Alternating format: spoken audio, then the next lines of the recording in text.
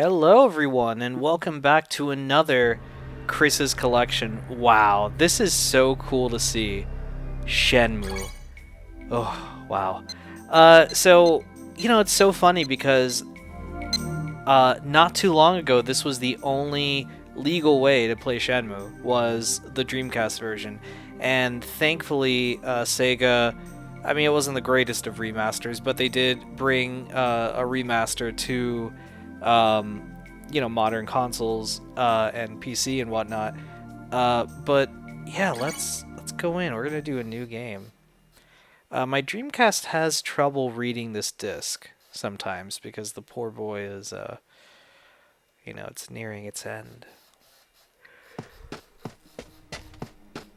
Oh, it turns 20 this year. That's crazy. Is that 20? Man, when this came out, Phantom Menace was the big Star Wars movie. Shenmue was a really epic game to me. It came out in 2000. Yeah, it was 2000 in America, and I remember seeing this game everywhere. It was like the big Dreamcast game. Like, they were like, if you own a Dreamcast, you have to buy this game. It's without question, you need to own this. There were commercials everywhere. I remember going to the movie theater, and they would show advertisements for this game. And that was now they do it all the time, but back then it was kind of like a rare thing, to see a video game preview right before you watch a movie. Now, I see it all the time. I saw Red Dead Redemption 2, I think the last movie I saw. So the advertising campaign was basically like, this game is fucking epic, and it's going to be like what, like, we were led to believe this was like a multi-chapter, huge, epic game that was going to span many decades, of releases, and you could only play it on Sega consoles. This is the only one that was released on a Sega console. Was the original Shenmue, in North America anyway. The sequel was released in Europe and Japan, but never in America, and it came out on Xbox later, and we'll get to that game later when we cover Xbox. But and it's crazy because for the like I said, it was a sad thing. We didn't know when we were going to play, and now we're getting Shenmue 3, and we're getting all this stuff. So it's kind of cool that it's continuing, because that's the whole reason I bought this. I bought this game thinking, wow, this is Sega's epic. This is going to be huge. And it was one of my favorite game series. Like, I put it up there with Resident Evil, Metal Gear, Final Fantasy, and then Shenmue. Those were the ones. Legacy of Kain was up there for a while until that ended, and then they kind of like stopped making those games. Which that would, oh man, I can't wait till we cover it. Well, we covered Soul Reaver, but maybe one day we'll cover the other games, which we will when we get to PS2. Anyway, so Father! Why? Yeah, Shenmue was up there for me, so I bought it. I was so stoked. I remember playing this. I lived in a very small town near Tallahassee when this game came out, and the way I bought it was the small town. It was kind of boring. There wasn't really a lot to do there. Like, we had a Walmart. That was like the big. I've mentioned this before, and so we drove. We were in Tallahassee, which was an hour away from this small town.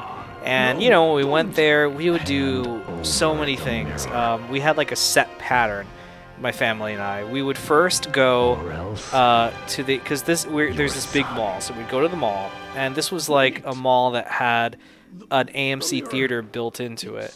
So the AMC theater was on the second floor. So we'd take the escalator, go on the second floor, and we would see, okay, what movies are playing. And we would pick a movie. And man, my parents and I, guys, we saw everything. I mean, I remember watching American Pie in 1999 with my parents. Like, we're the only kids fucking there.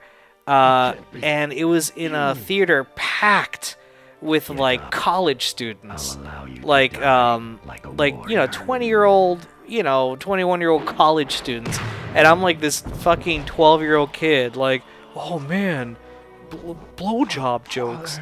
It was nuts, and that's how it was. That is what what we would do. And then, but anyway, I'm getting ahead of myself. So we get our tickets to whatever big movie was out. We'd go downstairs to the food court, get a whole pizza at Sabero's. We just bought a giant pizza, and all of us ate it.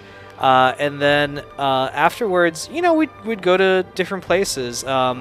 Sometimes I would go to, no, it wasn't Sam Goody.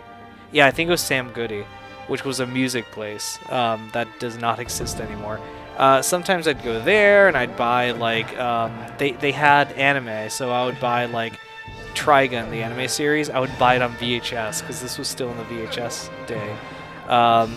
Or sometimes I would go to, there's like this little tiny anime store where I would buy like wall scrolls of Final Fantasy or something like that.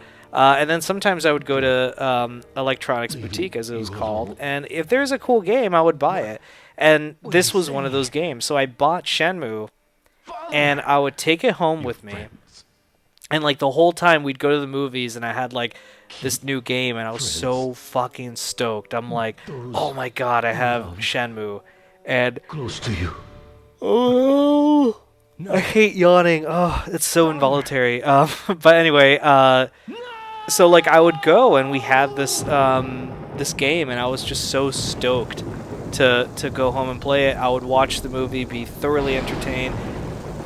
My dad would go and get sushi somewhere, and then drive home, which was another hour away. We'd get home just in time to see SNL, and I would watch SNL and then pretty much just go and play whatever game I bought. And Shenmue was that game, and I had such a fun time playing it.